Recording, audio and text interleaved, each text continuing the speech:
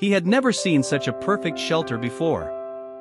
He built it on an earth slope and used the century-old art of weaving a night hat as a natural barrier. The internal space was not only enough to accommodate one owner, but also had an oversized fireplace in the corner for warmth. It could also cook food, and with a nearby stream, men did not have to worry about food. This day, Taylor had nothing to do and wandered through the forest alone. After a light car, I quietly found a flat open space under a centuries-old skill of weaving night hats. The place was sealed to the sun, which was the perfect location to build a shelter. Taylor immediately took out the shovel from his backpack and cleaned up the dead branches and leaves scattered on the ground. Then he started to deal with the crisscrossing tree roots, breaking them off one by one. After cleaning, the originally not spacious open space instantly became a lot more open.to improved the comfort of living. It did not stop at the same place but continued to dig deep into the nearby soil slope to further expand the usable area.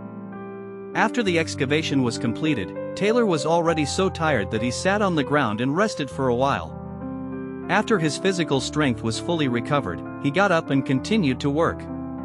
He dug a circle of trenches along the periphery of the open space to cast a solid foundation for the subsequent wall construction. Then he picked up his hand and walked to the spiritual land aside to start cleaning up. When the logs needed to build a piece of land are not available, first gather the tree trunks into wooden sections of different lengths, then use the axe to eliminate the space at one end so that it can be knocked into the ground more easily. Then it picks out two regular wooden sections and knocks them vertically into the pre-planned position to draw the range of the entrance and exit doors. Then, use the two logs as a diagram, knock them into the ground one by one, and arrange them closely one by one to form a solid enclosure to serve as a shelter. Then Taylor selected a piece of wood for the wall of the shelter. He first chopped flat cross-sections at both ends and then drilled regular holes. At the same time, he also drilled holes in the door, hammered in wooden nails for reinforcement, and spliced the complete door of the cabin.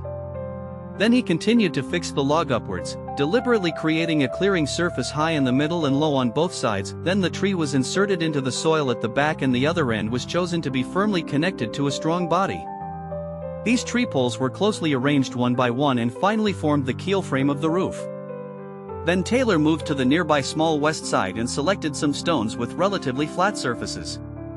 They were placed in an orderly circle along the edge of the wall along the cutting line to form a low retaining wall to prevent water from pouring into the house along the gaps. In order to make the stones closely connected, he first found after coming to the hemp belt, he produced enough sand and put it in. Then he returned to Xiaoxi and filled a pot of clear absorbent water. He slowly poured the water into the sand and kneaded it back and forth until the sand was kneaded into fine clay. Make a hole and then walk to the corresponding position outside the house. Start from the top and slowly dig downward until the hole inside the house is completely filled with Bailu's smoke exhaust channel. The smoke exhaust channel is successfully built. At this time, the parts are he helalai. It starts to rain lightly. Taylor has no time to pack up the others. He quickly puts on the raincoat and takes out the rainproof cloth from his backpack to cover the roof. Knock a few wooden nails on the edge to fix it and provide temporary protection so as not to delay Bailu's exhaustion. The air was chosen at the correct and hard position of the smoke outlet, and the hole in the house was completely filled. It was chosen right below the smoke outlet, and the 10 pieces were placed staggered according to size. The gaps were carefully filled with clay. In this way, the air swelled up layer by layer and slowly outlined the frame of the bifurnace. During the period, the angle of each layer was constantly fine-tuned until the structure was perfectly connected with the smoke outlet to ensure smooth subsequent smoke exhaust.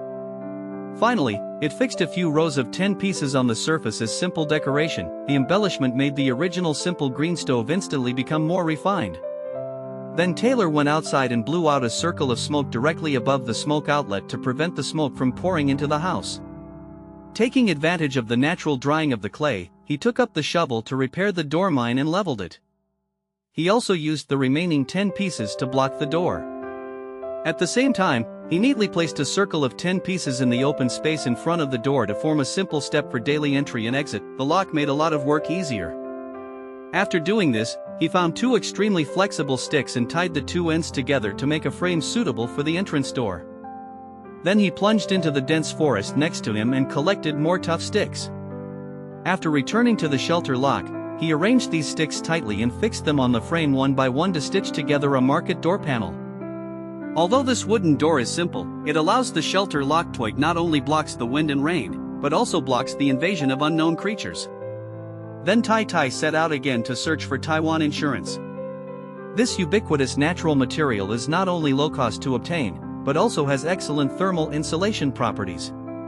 Now a layer of tarpaulin is laid on the surface, which can use its own weight to suppress rainwaves and add a bit of life to the house. The small gaps between the walls are also filled and sealed one by one with Taiwan insurance, effectively blocking the cold wind at night from pouring into the house. Even the exhaust vent of the bi-stove was simply decorated with Taiwan insurance. After such decoration, the concealment of the cabin was greatly improved, and it was fully integrated into the surrounding environment. All the details outside the house were perfected. Tail turned around and returned to the house to start arranging his own living space. Now, a flat bedboard was spliced with wooden sections against the wall to solve the core need of sleeping. Then it moved a large number of stones and laid a layer on the uneven mud floor in the house to isolate the underground moisture from penetrating upwards. The original simple shelter now basically meets the needs of living. In order to sleep comfortably at night, it spread a soft layer of mattress on the bed and then spread the rug that it brought with it on the mattress to make the bed warm and comfortable. However, it has been busy until dinner has not been settled yet, so it started again when he came to the creek. Rukiko stepped into the slightly cool stream and turned on the fishing mode. With his skillful skills, he caught several small fish every moment. Although they were not big in size, such a harvest was very good in the wilderness where supplies were scarce. It was better than having a bad stomach. When he returned to the house, Taylor first used some wood chips as kindling, then took out the flint and quickly rubbed it, successfully igniting the fire in the fireplace. The beating flames quickly warmed the house. Then he cut off a branch, threaded the small fish he caught earlier one by one, and slowly roasted them on the charcoal fire of the fireplace until both sides were golden brown. He also cut some side dishes to supplement the vitamins needed by the body. After eating, Taylor did not forget to pour dry wood into the fireplace in the sky to ensure that the fire would not go out at night. Everything was put away, and he lay back comfortably on the bed and started his first night in this cabin by the warm fire.